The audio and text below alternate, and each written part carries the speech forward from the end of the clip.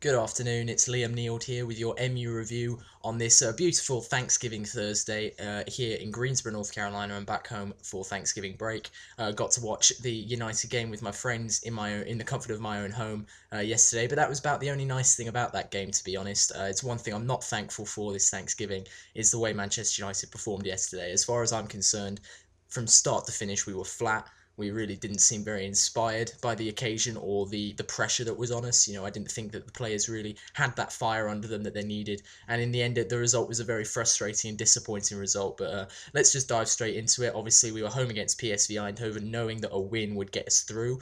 And really, call me naive, but before the game, I just didn't think there was any scenario where we didn't win the game. I thought we were going to go into the match with a better side on paper and in practice, to be honest. And I just thought we would go in there, avenge, the ghosts of Eindhoven from match day one when we lost not only the match, but we lost Luke Shaw to that horrific injury. And I was really hoping that we would kind of put that behind us and get ourselves through to the next round with a game to spare. And it just didn't work out for us. It didn't. Nothing was coming off. PSV, credit to them, they played well. They executed their game plan. They frustrated us, and to be honest, they probably could have nicked the game, and I wouldn't have had too much complaining to do about it because we were very, very poor in this match. We were very solid in the first half. When the halftime whistle blew, I thought, okay, it's 0-0 for now. The longer it goes on at 0-0, the more nervy we'll get. But we should, according to the way the game's gone so far, we should be able to go on and win this match by 1 or 2 goals. But when we came out in the second half, I mean, Van Gaal made these baffling substitutions. He brought off Bastian Schweinsteiger, which I understand if he is injured or he's lacking that bit of match sharpness and maybe needs to be rested. Totally get that, especially with some big games coming up like the one at the weekend. But to bring Maro and Fellaini on in central midfield, really, 45 minutes gone when we're on top, like, do we not have anybody better to bring on? No disrespect to Maro and Fellaini, but that's not where he, does his best work for Manchester United. He does his best work, either as an out-and-out striker or sitting just off the out-and-out striker, heading balls down, causing the defenders issues, kind of stretching them a little bit. But bring him on in the middle of the park, we lost all fluency in midfield, and PSV started taking control of the game at Old Trafford when we needed the win. It was absolutely baffling to me that was a decision. Memphis Depay obviously struggled a little bit, but I thought it was a bit of a harsh decision to take him off as well. I think the tandem combination of having Young and Fellaini on obviously was aimed at maybe rethinking the game plan a bit and starting to lump some crosses in and getting Fellaini's head on it. But that wasn't how it worked out. I mean, Young did his best to put the ball in, but there was never anyone in the right position. Fellaini was playing in the middle of midfield. He wasn't playing up front, and it really surprised me. Not so much the actual substitutions, but just the timing of it. Why do that at half time? I understand, maybe Schweinsteiger needs to come off, but reshuffle, put Rooney in the central midfield position, which I suppose is what he ultimately did after a little while. But we really missed Ander Herrera today. I think that was the player we needed. We needed that forward thinker. And, you've got players like Juan Mata on the bench who didn't come on until the 86th minute. I mean, what are you playing at? If you've got a game changer, I've been talking about it all season. We lack game changers off the bench. And the reason is because, our best 11 is usually on the pitch to begin with. And having Juan Mata on the bench, at the start, I was thinking, okay, he started Lingard because Lingard's in good form. He's starting Depay to give him that, little boost after he scored his goal at the weekend. But I thought, if you're going to bring anybody on at half time to try and rethink things, you should bring on the creative, Juan Mata, a player who can play in behind, move Rooney back to that central midfield position to cover for Schweinsteiger, put Mata in behind Martial and really just start carving them open. But he didn't bring Mata on until the end, and he was completely ineffective, and you can't blame him. He had 5 minutes to, make something happen, and the timing of the substitutions was very strange to me. I personally maybe would have made the same substitutions, but I would have brought Mata on at half time and brought Fellaini and Young on halfway through the second half if it wasn't going our way. Very strange decisions. We obviously missed several good chances. We were talking about Jesse Lingard earlier. I thought he had another decent game, but God, he needs to finish. I mean, if he's going to be an attacking player at Manchester United, he needs to put the ball in the back of the net when he gets a chance inside the penalty box. Anthony Martial had a couple of efforts that went straight at the keeper, and you just sort of thought, come on, boys.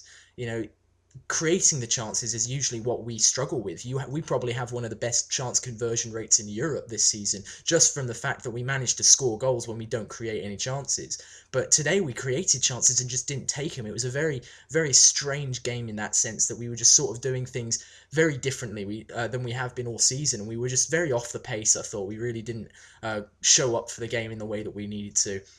And the second half was just awful. I mean, from start to finish, I was getting more and more pissed off as the game went on, because we were getting more and more frustrated, and PSV were growing into the game. I was really worried that PSV were going to win this, and that would have been a real disaster.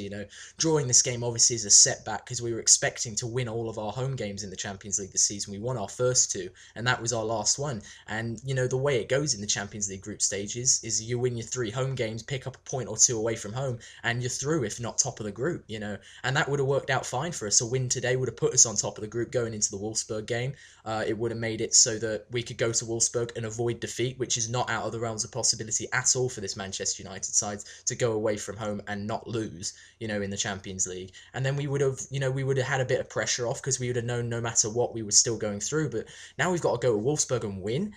Just to guarantee that we even get through. That is just not the situation we wanted to end up in, and it's just going to be a really, really nervy couple of weeks, because we're going to have Premier League games. Obviously, we've got a massive, incredibly a top of the table clash with Leicester City at the KC, and the ghosts of the KC Stadium, not the KC, the King Power Stadium, I should say, the KC as whole. The ghosts of those stadiums, that stadium for us after last season's shit show, when we were 3-1 up with half an hour to go and managed to lose 5-3 because of Jamie Vardinho.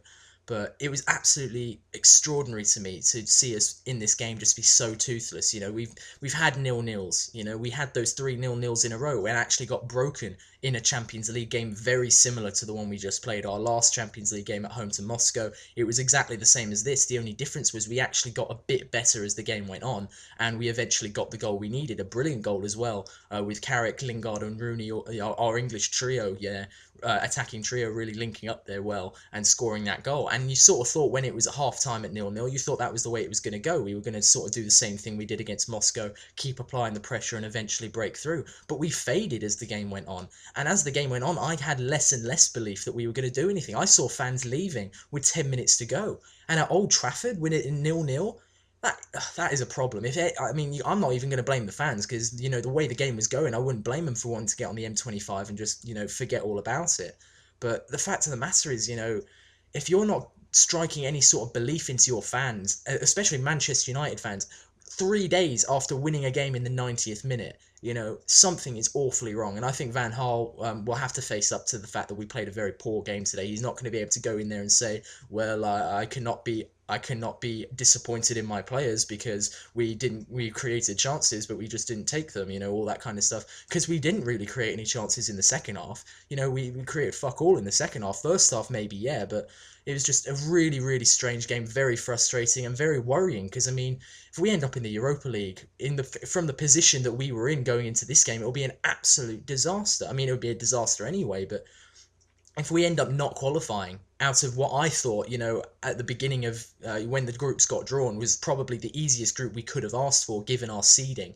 We could have been drawn against Bayern Munich like Arsenal were, and Arsenal, got hammered by Bayern Munich, lost at home to Olympiacos. They've lost 3 of their 5 games and they still have a shot. They probably have a better chance of going through, or well, not better chance, but they have just as good of a chance as going out as we do now, and it's just not this isn't the kind of stress I needed. I've got final exams coming up, and funnily enough, I'm pretty sure my final exams are going on the exact week when we play Wolfsburg. I'm going to be an absolute wreck for the first week in December, and it's going to be entirely Manchester United's fault. But what else is new? It was very difficult, to watch the game. We made it very difficult for ourselves in the grand scheme of things, and it was also very difficult for me to pick a man of the match. Ultimately, I picked David De Gea because, he's the only player who, except maybe Chris Smalling, who week in, week out performs. Martial was a bit anonymous today, same as Memphis Depay, is to be expected from young players, but you're really hoping that they're going to, when they aren't having a good game, more experienced players like Rooney, Schweinsteiger, even though he was only on for 45 minutes, all these more experienced players are going to kind of, carry the team a bit when these youngsters aren't having their best game. You know, Lingard, Depay, Martial, when they're on form, they're fantastic. You know, and they can really make a difference for us. But when they're not on form, and you have to expect that they're not going to be on form, you know, for every single game. They are only, you know, what, 19, 20, 21, something like that. You know, they're my age. I would not expect myself to go out in front of 75,000 people every week and churn out a performance. You know, even as talented as they are, you can't expect that. But what you can expect, and what we should expect, is that we're going to get a performance from our leaders, from players like Wayne Rooney, from players like Bastian Schweinsteiger, you know, even De Gea and Smalling. And De Gea and Smalling were the only two who turned up today. So I gave a man of the match to De Gea. I could have given it to Smalling, but I chose not to, just because, you know, De Gea probably contributed more in terms of stopping this from being a real disaster, because obviously we are still, you know, as it stands, going through. And I don't, you know, I don't lack belief that we can go to Wolfsburg and win the match, and then, you know, if we win in Wolfsburg, all will be forgotten and forgiven. You know, we will just write this off as a bad day. But if we don't get through, this will be the game that cost us. Not the game away in Eindhoven, not the game away in Moscow, the game, or even the game away in Wolfsburg. You know, because those are away games in the Champions League where you can't expect to go and win just comfortably. It's going to be, you know, difficult to get through those games. But at home against teams like Wolfsburg and Moscow, we managed to squeak out victories. Yes, they were one goal games, but we got the victories, and we needed to get that victory, and we didn't do it. So if it does come down to the wire and we do end up, you know, crashing out into the Europa League, then, you know, we'll have ourselves to blame, and this will be the game that gets pointed to. Um, so yeah, obviously, as you can tell, I'm not extremely happy at the moment.